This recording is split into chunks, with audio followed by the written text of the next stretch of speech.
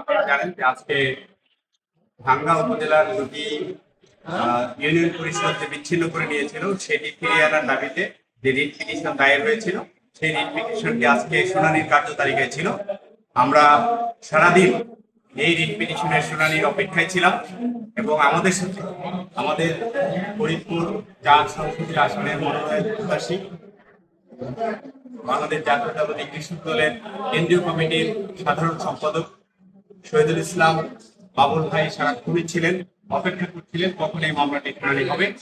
আমরা 4:30 পর্যন্ত কোর্ট চলেছে এবং আমরা অপেক্ষা করেছি, কিন্তু অল্প কয়েকটি মামলার পরে থাকার কারণে এই মামলাটি আদালত রিচ করতে পারেনি।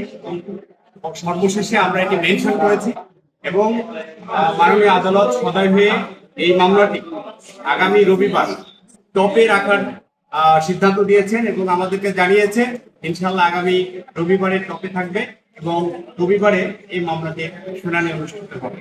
রবিবার পর্যন্ত আপনারা অপেক্ষা করুন, ইনশাল্লাহ আমরা এই মামলায় একটা ন্যায় বিচার পাবো এবং আমাদের ভাঙ্গার উপজেলাবাসীদের জন্য এবং হ্যাঁ সুখবর একটা পুরো সুখবর আসবে ইনশাল্লাহ। সেই পর্যন্ত আমরা সবাই ধৈর্য ধরে অপেক্ষা।